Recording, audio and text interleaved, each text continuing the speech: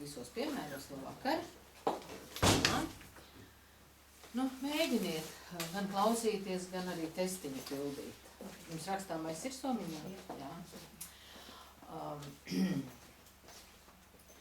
Līdz ar to audiālā tipa cilvēkam viņa tā uzbūve ir līdzīga kā magnetofonam. Cilvēks var izgudrot tikai to, kas ir viņā pašā. Tādēļ viņš ieraksta, viņš dzird, viņš ieraksta, apstrādā un ir podziņa atskaņo. Un viņš jau mieru runā. Tādēļ audiālā tipa cilvēka ir iezīme, viņš ir komunikabls, viņš labi runā, viņš var stāstīt par to, ko viņš domā, to, ko viņš ir realitātē uztvēris, apstrādājis, kāds ir viņa viedoklis. Viņam vienmēr ir viedoklis, par visu ir viedoklis, un par visu un vienmēr viņš gatavs ir runāt. Vizuāliem ar to runāšanu ir kā ir, ja? Nē, tā īsti nevar teikt, kad ir kā ir. Viņi ir mazāk runātīgi, bet problēma izteikt savu domu, izteikt to, ko es redzēju, runāt, nav viņā problēma. Bet katrā gadījumā viņa tā verbalizācija, realitātes verbalizācija ir savādāka, kā to dara audiāls. Jā, to ļoti ātri var atšķirt. Bet vizuāliem nav problēma runāt. Ja tas ir vajadzīgs, tas ir tas, ko es redzēju, man kāds prasa, un tas ir svarīgi, es varu aprakstīt, viņam nav grūti aprakstīt, jo viņa informācija viss tūlīt ir bildīties, viņš savā bildītī apskatās precīzi, var detaļas pastāstīt, ļoti labi atcerās to, ko ir redzējis visādās izpausmēs. Ja iet runa, cik cilvēki, vai kā apģērbti, vai kādās krāsās, vai kāds krāsas nianses, viņš par to visu var stāstīt, protams, ja tas ir vajadzīgs. Bet pateikt, ka, lai viņš labi justos un būtu komfortā, viņam ir vajadzīgs runāt, nē, nav. Viņam ir vajadzīgs, lai apkārt būtu sakārtots, tīrs, lai apkārt būtu krāsu saskaņa, un tad viņai ir komforts. Un tikko tas nav, tad viņam ir diskomforts, un viņš sāk strīdēties ar mājiniekiem, darba kolēģiem, un pat uz ielas, un pat ar līdzcilvēkiem. Tad, protams, viņš verbalizē to, kas ir viņu neapmierina. Un tāds ir mūsu audiālais, kad viņš dzird, apstrādā un ir gatavs runāt. Tanāk mūsu trešais pamattips, kurš tā grūtāk ir izrunājams, drusku jāmācās izrunāt, un tā ir kinestētika. Ja šeit ir atstiņas, redze, šeit ir dzirde. Ar kinestētikai ir sajūtas, oža un garša. Ja šeit mums ir realitāte, no kuras tiek kodēta informācija, kam tad mēs pievēršam uzmanību. Un pievēršot uzmanību, mēs šajā formā arī pārvēršam informāciju. Ko es redzu, arī tad, ja tas ir jādzird, vizuāls to redz.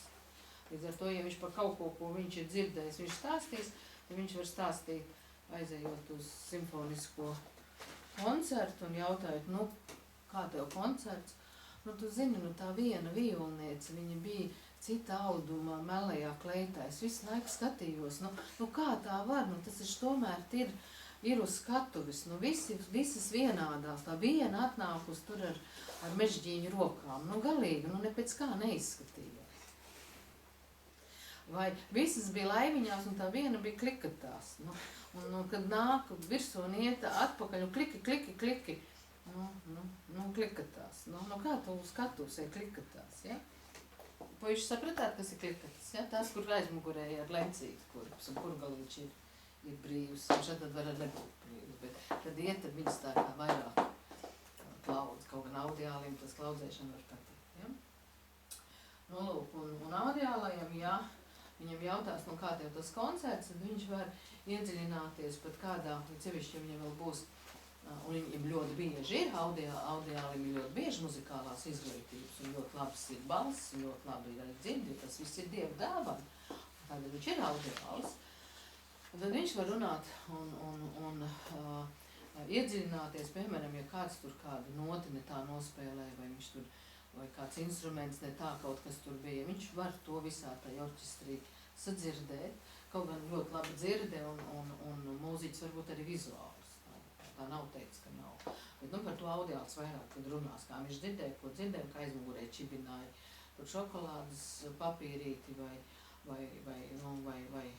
par ātru kāds aplaudē, neļāva mūzikai. Es biju vakar uz Damanta Kalniņa koncertu un tur tiešām es neaudiāls cilvēks drusku pārdzīvoju, jo ziniet, kā džezā ir, ka tu kaut ko tā kā tu dikti labi nodzied, nospēlē, tad pa vidu vēl muzikai, taču par to, ka tu to esi izdarījis aplaudē.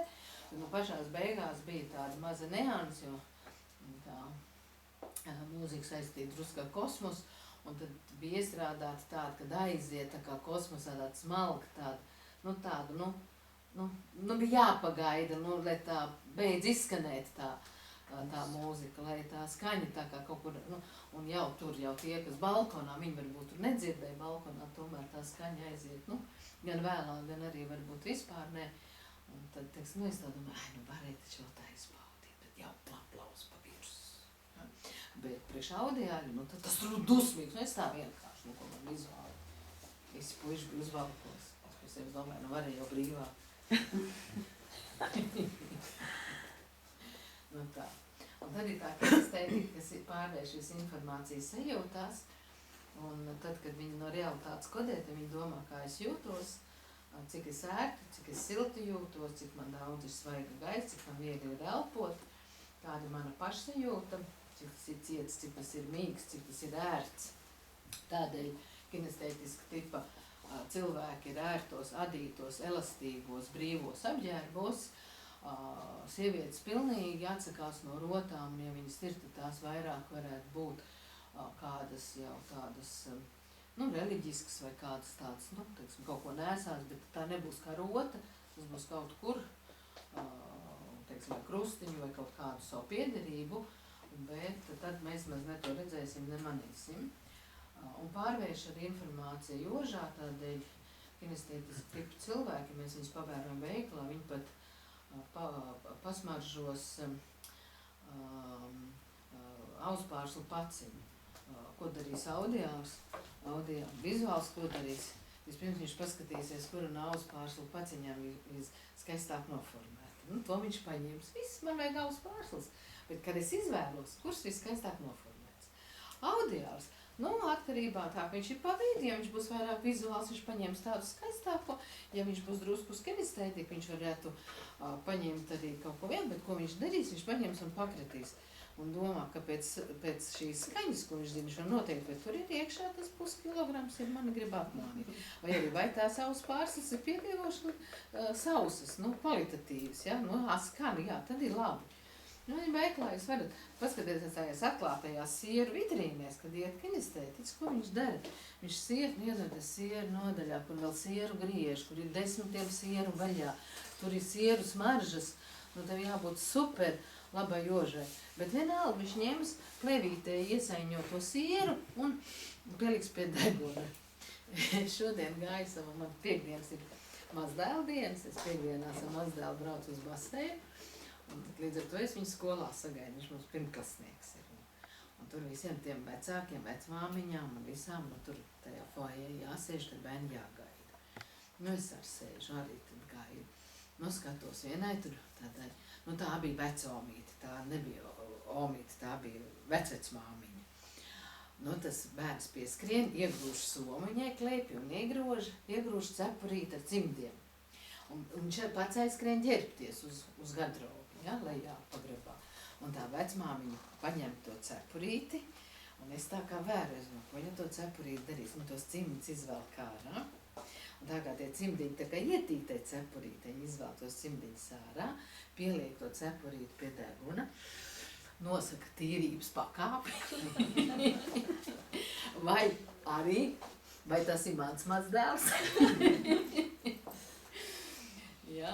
Kādreiz tādas lietas būtu slēptā kamera vai nofotografēt, tā izdzīves tad ir, protams, ka Ēdika neļauj, bet kinestētika, redzat, vizuāls apskatītos, vai tīra, vai viss ir, bet pieliek pie deguna, jo cauri ožu caur garšu kinestētiķis uzņem informāciju no apkārtējās, gan arī uzņem to pārvērš. Ja viņš redz vai dzird, viņš arī var pārvērst. Viņam var tas garšot, vai tas arī varētu būt, nu, zini, tas cilvēks tāds slapšs, tāds glumšs. Tad mēs zinām, ka kinestētiķis runā par kādu mazāk godīgu cilvēku, ja, vai aizdomīgu cilvēku. Ja, viņš apraksta, viņš pārvērš, ka viņš var būt glumšs, vai viņš tāds tur. Nu, lūk. Nu, tādi mēs esam 3 pamattipi, un tad nāk 4. jauktais, ko sauc par diskrēto, bet tad, kad mēs tūlīt kliksim jūsu cipariņus uz tāfeles un par to runāsim, tad mēs teiksim, ka diskrētais ir jauktais, kaut gan NLP pati tā nesaka. NLP saka, diskrētais ir, un pat ir 2 nosaukumi, diskrēti digitālais, mūsu centrā digitālo mēs ņemam nost. Mēs viņu saucam tikai pa diskrēto, ja? Un tā kā pie apraksta diskrētais ir cilvēks, kurš pievērš uzmanību cipiriem, skaitļiem, diagrammām, nolikumiem, likumiem, ļoti ievēro laiku, svaru, daudzumu, tad nekā es nevarēju atrast atsevišķi diskrētā cilvēka informācijas uztveres kanālu. Te ir acis, te ir ausis, te ir ķermenis ar sajūtām, ar rožu garšu, bet šeit nav. Nu, līdz ar to, nu, tā kā gribu to apšaubīt. Un NLP to sauc par 4. tipu un turās pie tā jau no 90. gadu beigām, jo šo diskrēto tikai apraksta 90. gadu beigās. Bet pētot visu šo laiku diskrēto, es esmu nonākusi, un atkal tas ir tāds mana tāda versija, ja, tad ir diskrēti vizuāli tipa cilvēki, ir diskrēti audiāli un ir diskrēti kinestēti. Vienkārši diskrēti tipa cilvēku nav. Viņam nav arī maņa orgānu, viņam nav ar ko uztver tikai cipars, nu tad tas būtu kāds absurds. Kaut gan pie bonusa var pateikt, kad ir šī gada, šogad ir pabeigti pētījumi par matemātisko domāšanu, un ir pierādīts zinātniski, ka cilvēkiem, kuriem ir matemātiskā domāšana, tad tie, kuri, lūk, mēs teiktu, ir šie diskrētie, ja, viņiem smadzeņu garoza ir biezāka par tiem, kuriem matemātiskā domāšana ir vāja. Tad varētu teikt, ka matemātika ir ģenētiski noteikta. Kad bērns piedzimst, kad pārbauda smadzeņu garozas biezumu, tad jau varētu pateikt un noteikt, ka bērns būs matemātikas. Katrā gadījumā uz matemātiku tendēts. Tas ir pierādīts. Tas ir jau zinātniskie darbi un ir jau kā rezultāts pētījumi. Viņam tās diskrētām, tās pazīmes tādas. Un līdz ar to viņam arī būs jau diskrētās pazīmes, ja? Kad mēs, nu, teiksim, mācību procesā runājam, nu, šodien mēs tik smalki, tik dziļi nevaram iedziļināties, tad diskrētā tipa cilvēkam viņam ir 2 iespējas, kā viņš kļūst diskrēts. Viena iespēja, ka lūk ir šī, nu, mēs varētu teikt, ģenētiski noteikti lieta, tas jau ir pierādīts. Ja? Šeit vēl meklē, vai šeit ir ģenētiski, to vēl pēta. Jo pētījumi notiek tādā veidā, ka šie ir ekstraverti un šis ir introverts. Un pēta šīs 2 grupas, un pētījumi nav beigušies, jo vēl nav apstiprināts, kā ekstravertie ir ģenētiski noteikts. Nu, nav atrasts ģenētiski rādītāji, kas nosaka, ka tiešām tas būs bērns ekstraverts vai piedzimst un ģenētiski konstatē, ka būs ekstraverts. Vai ka viņš būs introverts, bet pētījumi ir šajā jomā. Pētījumi ir, viņi gan jau iet, nu jau plus mīnus kā 10 gadi jau viņi iet, bet pierādījumi vēl līdz galam nav. Ja, tādēļ mēs no mūsu NLP viedokļa varam teikt, ka mūsu vizuāli audiāli ir ekstraverti, mūsu kinestētiķi ir introverti. Un tie, kas mācās vidusskolā psiholoģiju vai augstskolā, tie šos 2 jēdzienus ļoti labi zina. Ja kas grib vairāk pa viņiem vēl uzzināt, ir arī Jungam tāda maza grāmatiņa, par cilvēka šiem temperamentiem, un viņš ir aprakstījis introverts un ekstraverts pietiekoši arī labi, tā kā var to palasīt. Nu, un līdz ar to pateikt, ka mums ir tikai diskrēta tipa cilvēks, kas neredz krāsas vai kas neprot runāt vai dzirdēto aprakstīt, ir muļķīgi, un pateikt, ka ir kinestētika, kura tikai pievērst uzmanību cipariem, nu tas arī būtu tā padruskai glupi. Kaut gan. Ja mēs runājam par kinestētiku, par introversiju galējām izpausmēm, tad galējā izpausmē kinestētiķis ir mazrunīgs, jo viņš vispār ir mazrunīgs. Viņš ir lēns, mazkustīgs, mazrunīgs, un galējā izpausmē viņš ir ļoti tuvu autiskajiem simptomiem. Un šajā jomā tādēļ kinestētiska tipa cilvēkiem, tādā, ja mēs tā pētītu viņus, tad viņiem ir lielāka nosliece uz matemātisko domāšanu kā vizuāļiem un audiem. Jo pie autisma ir ļoti daudz rādītāji, kur cilvēki ir ar visāda veida diskrētu matemātisku domāšanu. Ir, kas atcerās dažādu veidu kartes, ir, kam ir fotogrāfiska atmiņa, ir, kurie ir perfekta matemātiska talanta iezīmes, kuri matemātiķi, zinātnieki, pētnieki, tā ir kinestētiska tipa cilvēku iezīmes.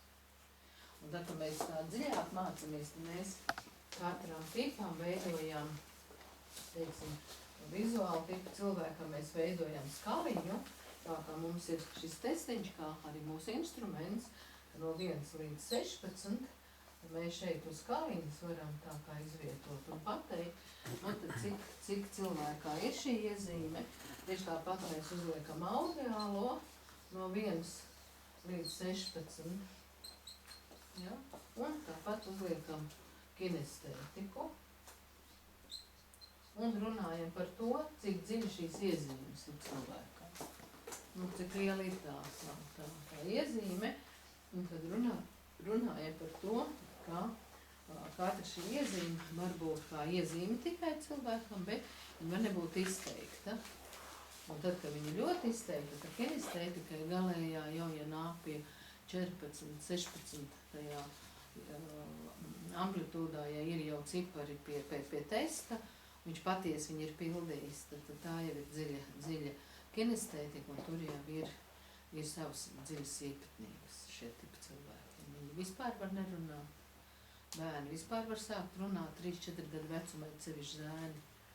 Un ja viņi sāk runāt, viņi uzreiz sāk runāt pilnos teikumos, jo viņi vienkārši nav runājuši, viņiem ekstravertie vecāki nav ļāvuši runāt. Tā man tādā vienā pazīstamā ģimenē jau staipa to puisi no 2 gadu vecuma pie visādiem logopēdiem un ārstiem, nezinu ko, un es tiem vecākiem stāstu, kad viņš ir introverts un palasiet, tas viņš ir pieejama informācija. Un ko es par kinestētiķiem stāstīšu? Introversija tā ir jau atrodams un var, un viss būs kārtībā ar jūsu puiku, nu nemociet viņu. Viņš 4 gadu vecumā sāk runāt ar pilniem teikumiem, un tā mamma tik pārsteigta, saka, ko tu visu laiku nerunāji? Viņš mierīgi paskatās teļ acīm un saka, vai jūs man ļāvāt runāt? Audiāli mamma un audiāli vecā mamma. Nu, kurā brīdī viņa bērnam ļāva runāt? Viņa jau runāja visu laiku bērnu vietā. Un 4 gadu un šodien puisis mācās Vizmatos, 2. kursā jau mācās. Un viņš ir tas puisis, kurš 2 gadu atpakaļ pirmo vidusskolu, protams, viņu novirzīja uzreiz jau no pamatskolas. Viņš pat pats skolu pat novirzīja viņu uz pirmo. Un viņš 2 gadu atpakaļ kaut kādā Eiropas, kādā tur atkal tai matemātiķu konkursā, viņš to dabūja pirmo. Ja atceraties, kaut kur arī aizgāja presē, ka mums ir puisim 1. vieta matemātikā. Nu, lūk, tas bija 2 gadu atpakaļ. Tas bija šis puisis, un kaut ko no viņa izspiest, lai runātu, tad iespējams nebija, un kinestētiķiem ir tāda iezīme, ka viņi visu neēd. Un tad, ja viņam spied ēst to, ko viņam spied, viņš neēd nemaz. Un tas atkal tiem vecākiem nepatīk, ka viņš neēd nemaz, jo viņi ir ļoti, ļoti viņi ir īpaši uz uzēšanu, no agras bērnības. Tā kā viņa iezīme ir stipras un dažādas. Protams, ka katru tipu mēs vēl arī varam padalīt drusku savādāk. Tad vizuālā tipa cilvēks iedalās, tad ir vizuālā tipa kārtīgais un ir vizuālā tipa pedants. Ja, vizuālā tipa kārtīgo arī vēl varam dalīt. Ir vizuāls, kurš dara pats, un ir vizuāls, kurš meklē, ka dara cits. Ir tādi, kas staigā un saka, kurš te to nometa, kurš te nevar to, kurš te to, kurš to. Kaut gan viņa ļoti labi redz mamma, ka tās kurpes, pa kurām viņa runā, ir viņa dēla kurpes, un ka netīrie trauki izlietnē ir tikko meita pēdusi, un ka uz dīvāna saburzītais dīvāna pārklājs un zemē nomestais pilvens ir vīra hokeja līdzjušanas gala rezultāts. Bet viņi staigā visu laiku, kurš to un kurš šito, un kāpēc tas, un kāpēc nav šitas, un kāpēc tā, un meklē, un arī diezgan trenkā, un ir tāda enerģiska un trenkā, lai visi darītu, lai visi būtu. Un pedants ir arī tāds, ka viņš ir vizuāls pedants uz apkārtni vērsts, un ir uz sevi vērsts vizuāls pedants, vērsts uz sevi. Un šeit galējā izpausme ir psihiatrisku diagnozi, aprakstīta diagnozi. Tā dalās vizuāls. Tad mēs arī varam dalīt audiāli. Un audiāls dalās, ka ir audiāls klausītājs, kuram ir dialogs. Un ir audiāls runātājs, kuram ir monologs. Un šeit var uzvilkt šo skaliņu, kā cilvēks no dialoga cilvēka kļūst par monologu. Tad dialogu cilvēku, viņam ir vajadzīgs otrs. Viņam ir vajadzīgs otrs, ar ko viņš runā par to, ko viņš ir iekodējis no realitātes, un ko viņš tagad ir mieru otram pastāstīt. Tad viņa magnetofonā ir podziņa pauze. Viņš pauzē un klausās, ko tad otrs saka. Nu, ko tu par to saki? Un tad tas otrs izsaka savu viedokli, tad viņš pauzē, un tad, ko tu par to saki? Es saku to un to. Un tā dialogā var norunāt veselu nakti. Un ja tā ir jauna meitene ar puisi, tad būs labs pāris. Bet ja tā ir audiāla tipa meitene, kur jau tuvojās monologam, un puisis ir kinestētiska tipa, tad puisis tik ret ar galvu saka, jā, tā ir, tiešām, jā, un no rīta meitene zvan draudzenēm saka, kāda es foršu puisi satiku, visu nakti runājam par dzīvi. Kurš runāja? Puisis, protams. Jā, protams, puisis, ne? Meitene visu nakti norāvusi, stāstot par savu dzīvi. Nu, lūk. Un tad mums dalās arī kinestētiķis. Jā, mēs kinestētiķi varam dalīt.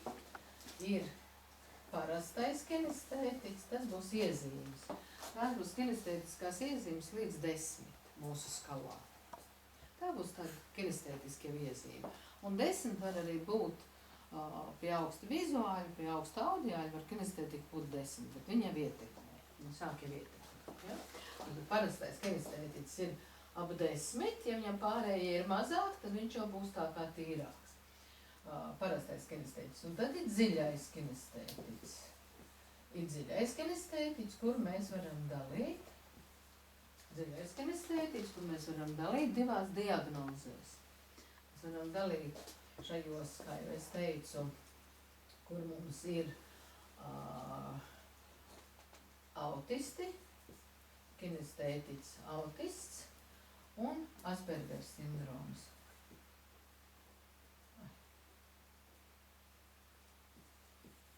Aspergers sindroms. Un tās ir abas divas medicīnas diagnozes. Aspergers sindroms slimo krievu matemātiķis, kurš nopelnīja 1 miljonu un no tā teicās. ja autists vēl spēj komunicēt, un ja autists vēl spēj kaut ko iemācīties. Ja? Piemēram, ļoti daudz autistu ļoti labi glezno, zīmē, kaut ko dara, viņi spēj kaut ko tomēr iemācīties. Ja?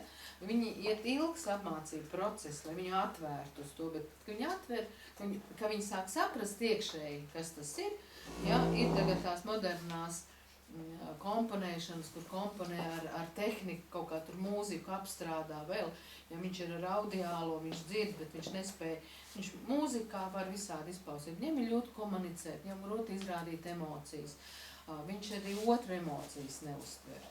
Tur tā versija ir, kad spoguļu neironi ir traumēti, vai viņi vispār nav. Un Aspergera sindroma cilvēki, viņi neko nevar iemācīties. Praktisko. Ja? Tādēļ viņi ir bez komunikācijas, viņi tikpat kā nerunā. Un Aspergera sindromam tāpat